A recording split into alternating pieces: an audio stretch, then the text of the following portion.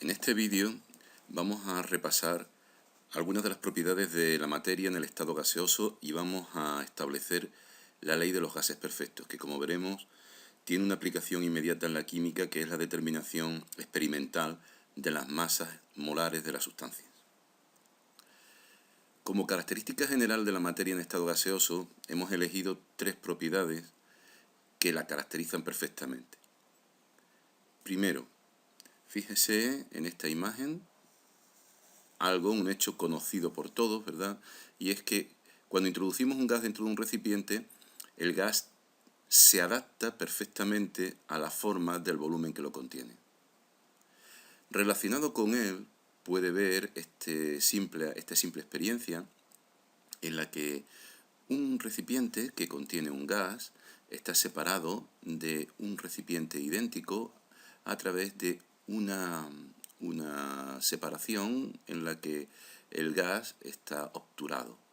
Cuando esa separación se elimina, se ve cómo el gas que estaba en el recipiente interior pasa al recipiente superior, inundándolo todo. Es decir, los gases se difunden, terminan adaptando la forma y el volumen del recipiente que los contiene. Por otra parte, otra propiedad característica del estado gaseoso y que lo diferencia plenamente del estado líquido es que los gases se comprimen, la materia en estado gaseoso se comprime y se expande con muchísima facilidad. Una experiencia como esta está al alcance de cualquiera. Puede verse que si se tira del émbolo hacia afuera, el volumen ocupado por el gas aumenta, y si el émbolo se comprime, el volumen del gas disminuye. Por otra parte, también sabemos que la materia en estado gaseoso, igual que en estado sólido y en estado líquido, pero de una manera mucho más intensa, puede dilatarse si la temperatura aumenta. Aquí ve una experiencia bien sencilla en la que un gas contenido en el interior de este recipiente, al calentarse, provoca que el globo que obtura, que impide la salida, aumente de volumen. ¿Cómo explicar estas propiedades de la materia en estado gaseoso? La manera más sencilla fue y es lo que se conoce con el nombre de modelo cinético de la materia. En el modelo cinético de la materia, o modelo cinético de gas, entendemos que un gas está formado por un conjunto muy grande de partículas que se encuentran muy separadas. Este hecho suele olvidarse y es, como veremos, increíblemente importante, que se encuentran en movimiento caótico. Esta imagen puede darle una idea de qué entendemos por gas. Evidentemente, si un gas es o responde a este modelo cinético, puede entenderse perfectamente por qué se difunde. Si las partículas del gas evidentemente están en movimiento, es lógico pensar que más tarde o más temprano alcanzarán cualquier lugar del recipiente que los contiene. Por otra parte, un gas se comprime y se dilata porque entre las partículas existe espacio vacío. Evidentemente, cuando lo comprimimos, estamos reduciendo ese espacio vacío que hay entre las partículas, y cuando lo expandimos, lo que estamos haciendo es aumentando ese espacio vacío que hay entre las partículas. Es muy importante recalcar este hecho porque no es muy sabido, no es muy conocido, que entre las partículas del gas no hay materia, hay vacío. Por eso, las partículas del gas pueden estar constantemente en movimiento, chocando entre sí con las paredes del recipiente que los contiene, sin perder velocidad, sin perder energía. Por otra parte, un gas puede aumentar de volumen al aumentar la temperatura, porque las partículas del gas, al aumentar la temperatura, aumentan su velocidad, es decir, su energía cinética.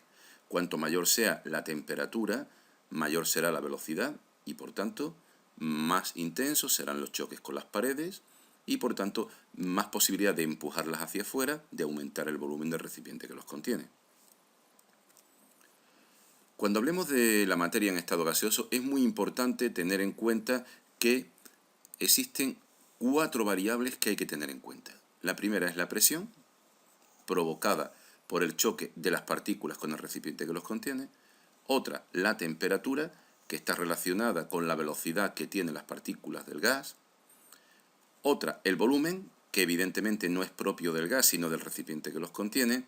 Y por último, la cantidad de gas que existe en el recipiente, que dado el tipo de partícula del que está formado, evidentemente muy pequeña, normalmente vendrá expresado en moles. La presión se mide con aparatos tales, la presión de un gas se mide con aparatos tales como este que aquí representamos. Esto es un manómetro. Un manómetro realmente lo que mide es la diferencia de presión entre sus dos ramas. Por ejemplo, este manómetro indica que este ramal y este otro están a la misma presión, porque el líquido manométrico, posiblemente mercurio, está a la misma altura en los dos ramales.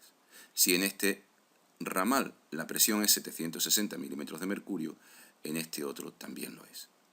Fíjese en este caso, este manómetro, en el que el ramal de la derecha está a 760 milímetros de mercurio y el de la izquierda está a 800 milímetros de mercurio. Evidentemente, la mayor presión en este ramal provoca que el mercurio en él esté a menor altura que en el otro. Precisamente esta diferencia de altura será la diferencia de presión, los 40 milímetros de mercurio que hay entre un ramal y otro. Idéntica situación se da en el tercer caso, que aquí se le representa, pero justamente al contrario. Fíjese que ahora el ramal del manómetro está más alto en la izquierda y más bajo en la derecha. Esto está indicando que la presión en el ramal de la derecha es mayor que en el ramal de la izquierda y precisamente la diferencia de altura se corresponde con la diferencia de presiones. Es importante, como vamos a ver dentro de un momento, señalar que habitualmente las presiones se suelen medir o bien en milímetros de mercurio, en atmósfera o en pascales. La unidad más utilizada en el caso de los gases suele ser la atmósfera, que coincide con la presión media atmosférica a nivel del mar. No es la unidad de presión en el sistema internacional. Esto es muy importante dejarlo bien claro, porque la unidad de presión en el sistema internacional es el pascal. Pascal, como ve, se relaciona con la atmósfera. Una atmósfera es 101.325 pascales, lo cual le da idea de que el pascal es una unidad de presión realmente pequeña.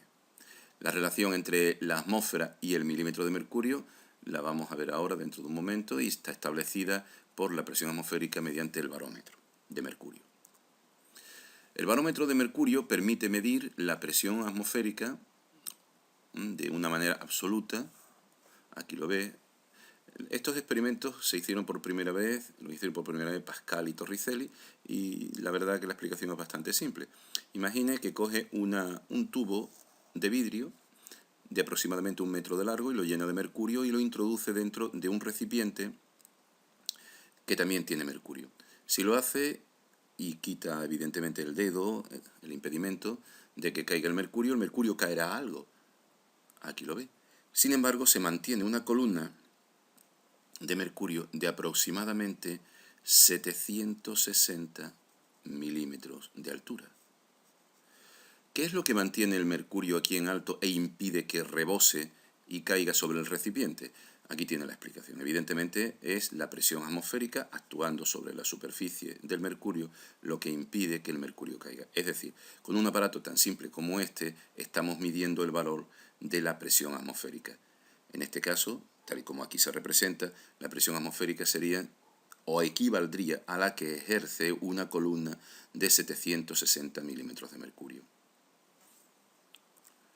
¿Por qué no se utiliza como líquido manométrico o líquido barométrico el agua? Pues la explicación es realmente fácil de entender, es que evidentemente se puede hacer, pero la columna de agua que mantiene una presión de una atmósfera es del orden de 10 metros y medio de altura. Evidentemente es mucho más fácil manejar manómetros de 76 centímetros de altura que no de cerca de 11 metros, como ocurriría en el caso de utilizar el agua como líquido manométrico. La temperatura, saben que se mide habitualmente con termómetros. Un termómetro es simplemente un tubo de vidrio en cuyo interior se ha introducido un líquido termométrico que habitualmente ha sido mercurio. Para el funcionamiento del termómetro únicamente hay que tener en cuenta la propiedad que tiene la materia de dilatarse, es decir, de aumentar de volumen cuando aumenta la temperatura o de contraerse cuando baja la temperatura. La construcción de un termómetro es sencilla, simplemente introduce el tubo de vidrio dentro de, por ejemplo, por convenio se hizo así en su momento, agua con hielo, es decir, a la temperatura a la que el hielo funde o el agua congela. Entonces, evidentemente, el líquido termométrico tendrá una dilatación determinada. Donde llega, se coloca una línea y ahí, históricamente, se le colocó el cero. Es decir, el 0 grados centígrados se correspondía únicamente con la temperatura a la cual el agua funde o congela.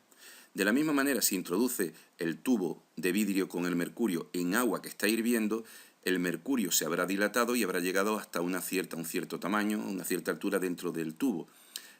Si hiciese ahí una marca,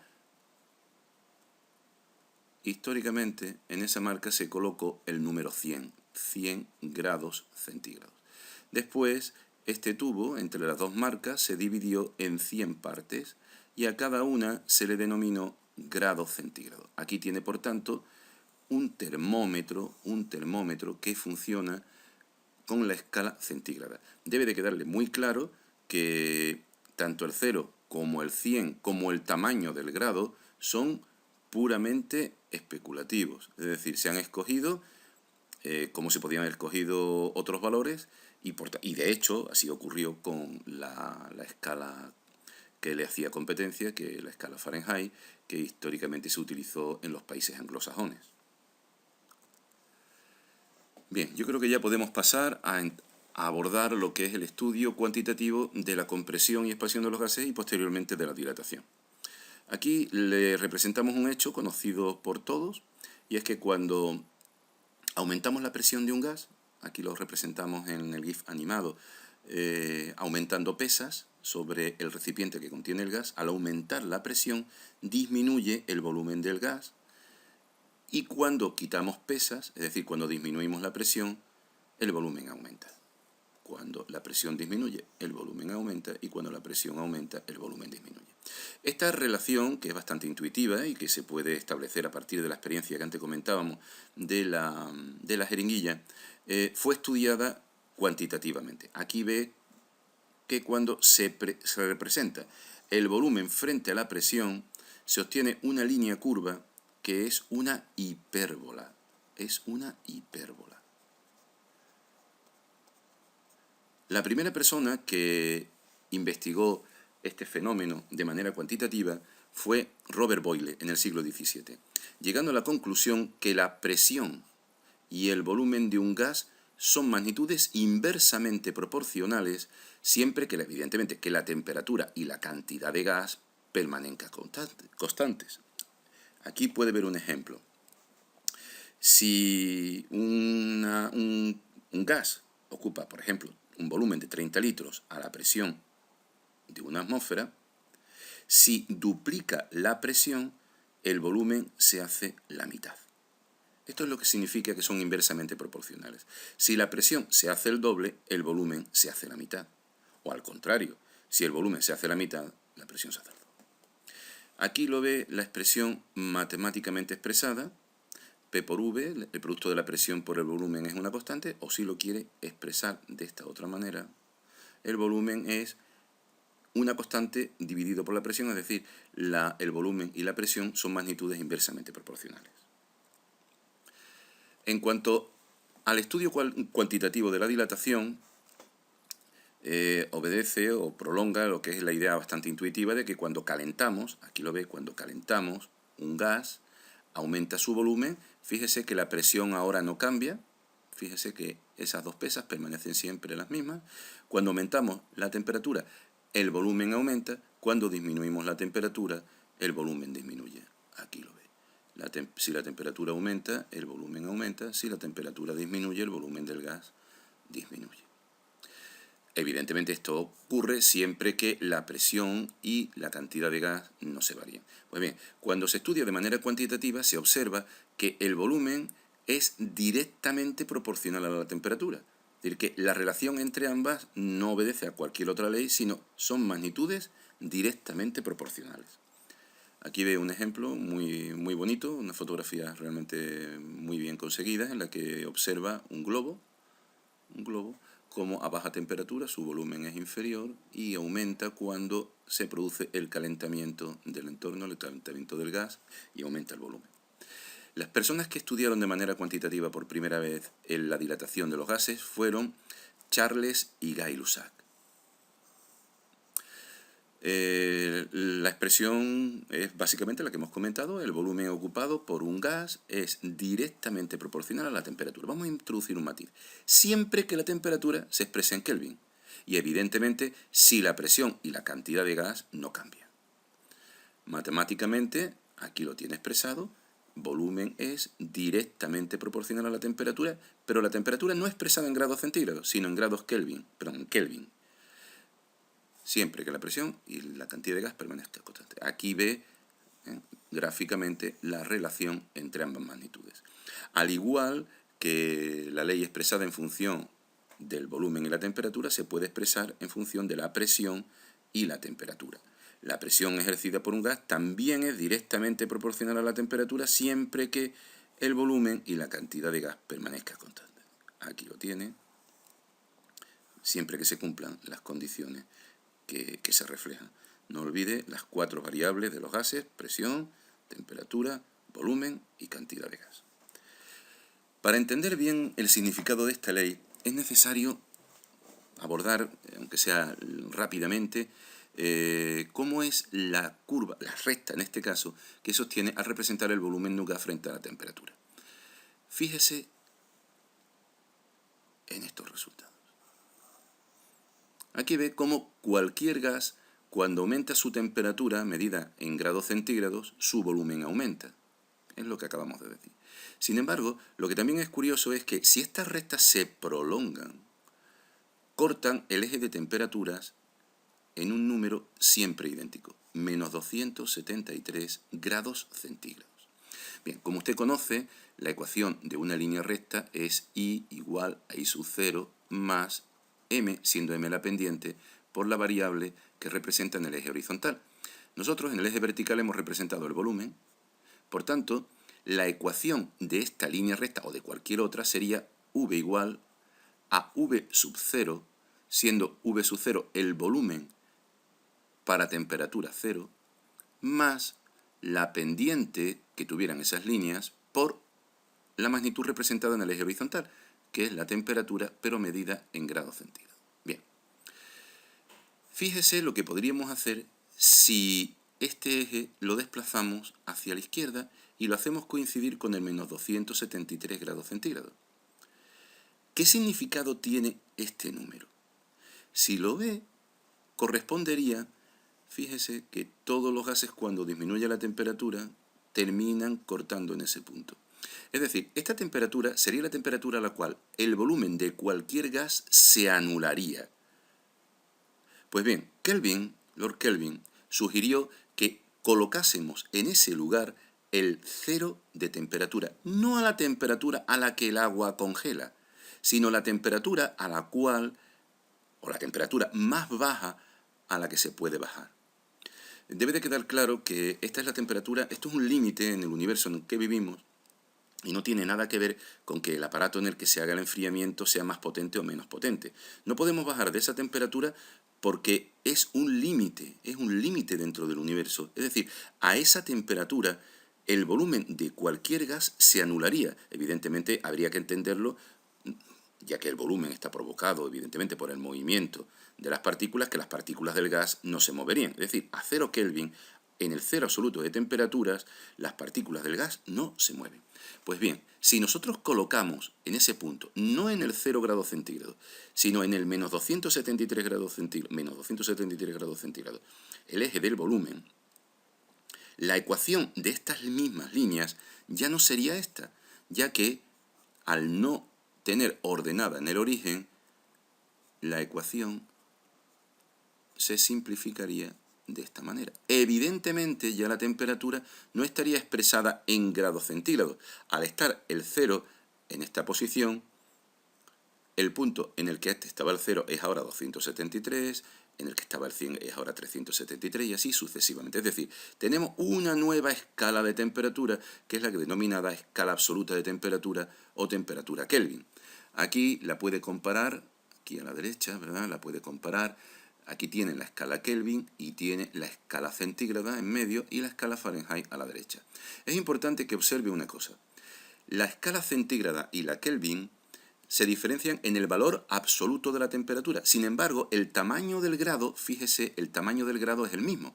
Entre 273 y 283 Kelvin hay el mismo número de grados que entre 0 y 10 grados centígrados. El tamaño del grado Kelvin y del grado centígrado es el mismo, aunque el valor absoluto es distinto.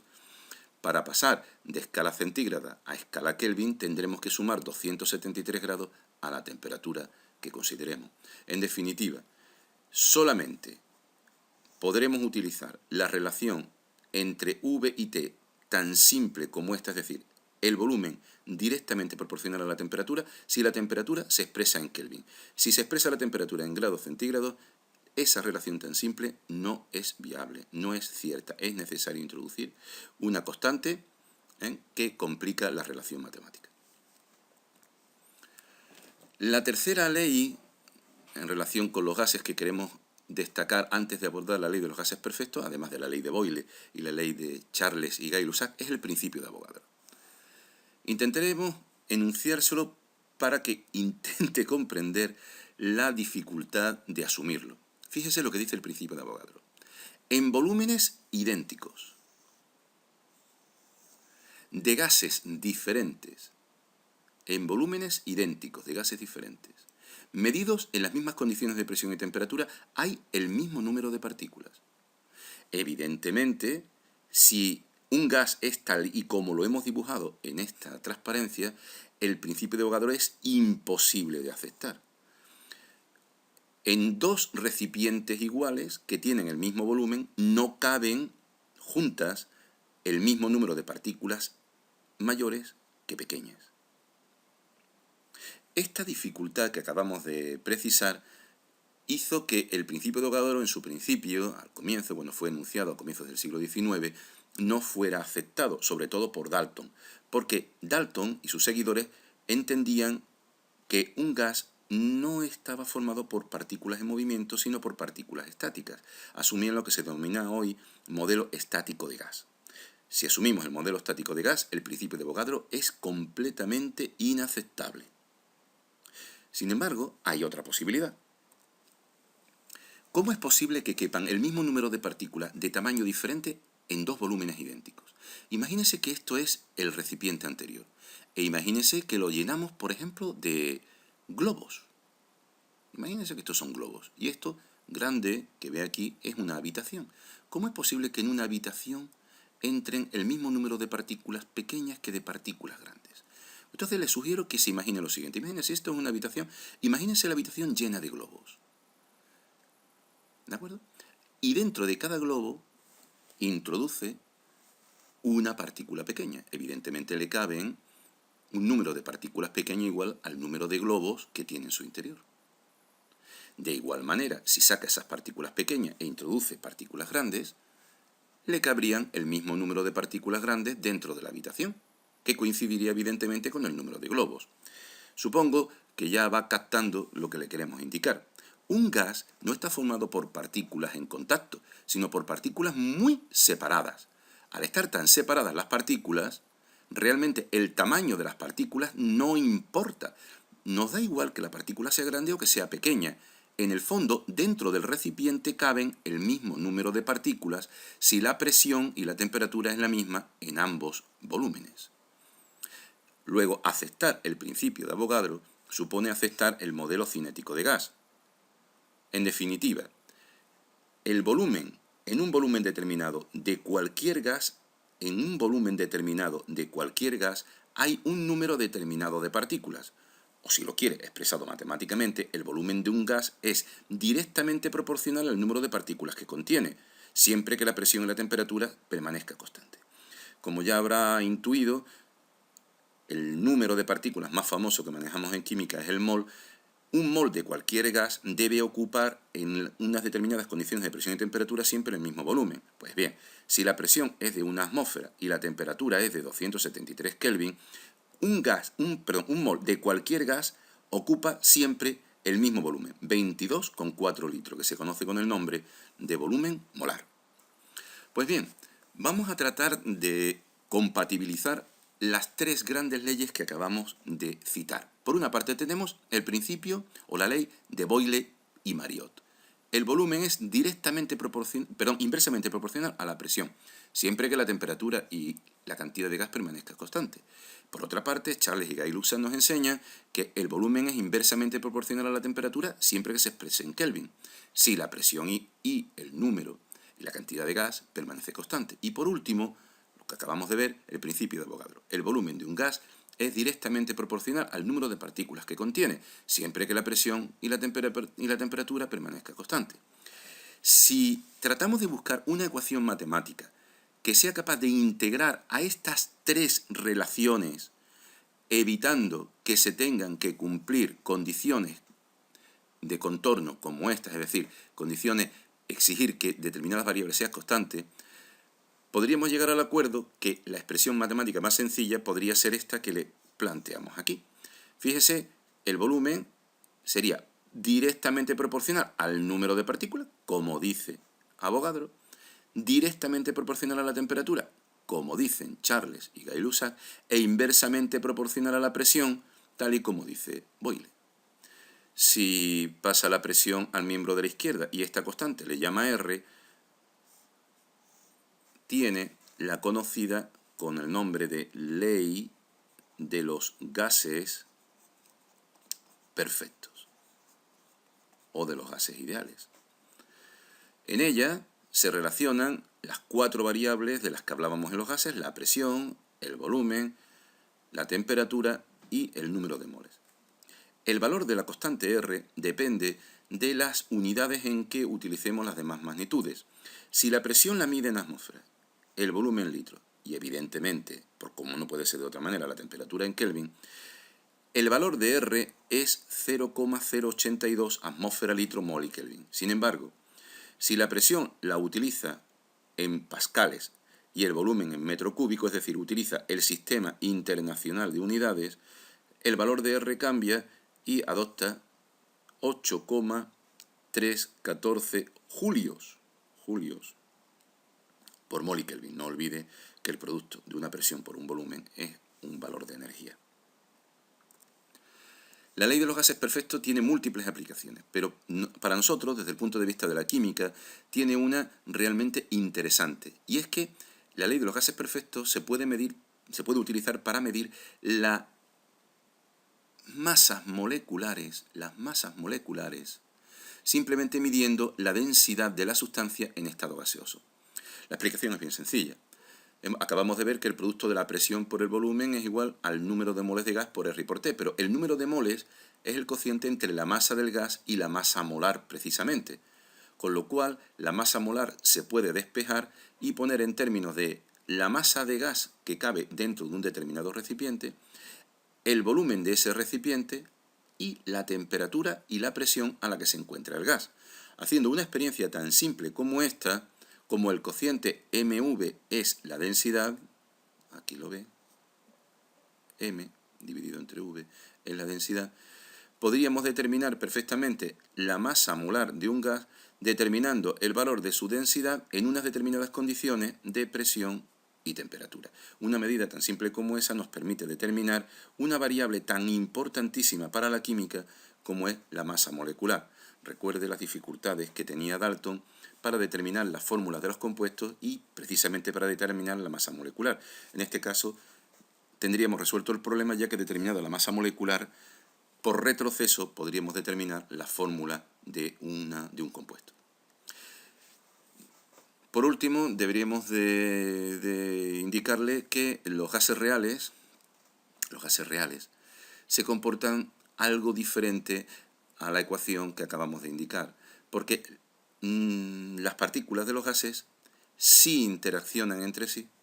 Nosotros hemos supuesto previamente que no lo hacían, Y también habíamos despreciado precisamente el volumen de las partículas del gas frente al volumen vacío que las rodeaba. Sin embargo, sobre todo a determinadas presiones, a determinadas temperaturas, el volumen de las partículas sí que afecta.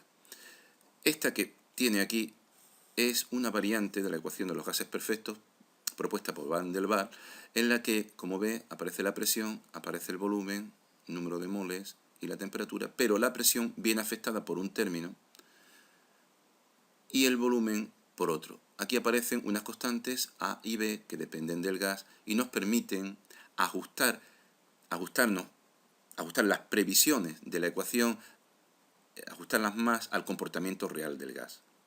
Aquí ve cómo al representar la presión frente al volumen, en el caso de un gas ideal, aquí lo ve, recuerde que esto era una hipérbola, recuérdelo. Cuando lo hacemos con los gases reales, la situación va cambiando. Fíjese, aquí tiene la que se denomina isoterma crítica. Y ya después estas líneas, en lugar de ser hipérbolas, ven, son curvas, tienen tramos rectos y otros tramos curvos en la zona en la que coexiste el líquido y el vapor, porque en los gases reales el gas no permanece en cualquier condición de presión y volumen, sino que pasa a líquido en determinadas condiciones y coexiste como líquido y gas en otras condiciones diferentes.